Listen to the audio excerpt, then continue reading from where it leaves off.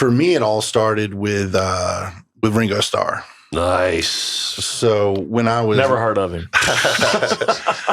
Get out. When I was little, I saw a rebroadcast of him playing on the Ed Sullivan Show. And being a little kid, I was mesmerized by the way he would play, and he would tilt his head back and forth. So, that grabbed my attention, and just everything about the drums just intrigued me, from the time I was, really little, like 2-3 years old. Yeah. And I was just blown away by it. And so as I started actually learning to play, he was definitely an influence. I wanted to learn those Beatles songs and, the stuff off of Sgt. Pepper and Abbey Road and all those great records, so I started with that. Then that kind of led me into John Bonham from Zeppelin. That was a huge influence on me.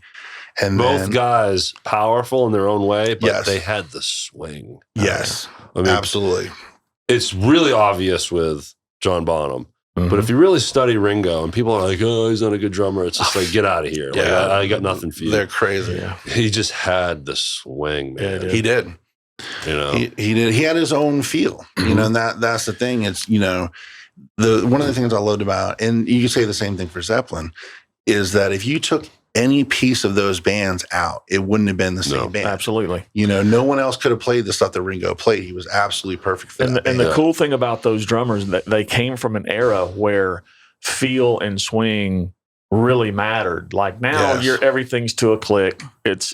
I mean, drummers can still put that feel in there, but it's nowhere near what it was. Yeah, well, they had that jazz big band stuff to pull from, right? Yeah, absolutely. I mean, Ringo Starr, he didn't have Ringo Starr to model after. He didn't have John Bonham. Exactly. He had Krupa.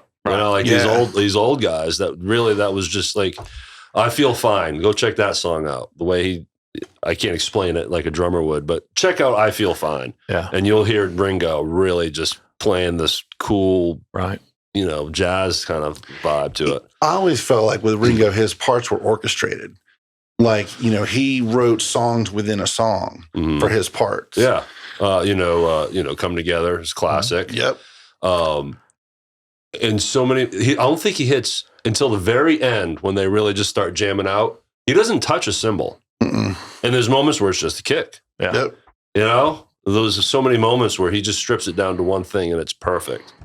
Yeah, he just knew how to write drum parts that were memorable. Absolutely. Yeah. And you'll catch interviews with the other three guys if you YouTube, YouTube, George Harrison talks about Ringo or something like that. Right. And across the board, they're just like, we didn't have to worry about him back there. He just came and did his thing.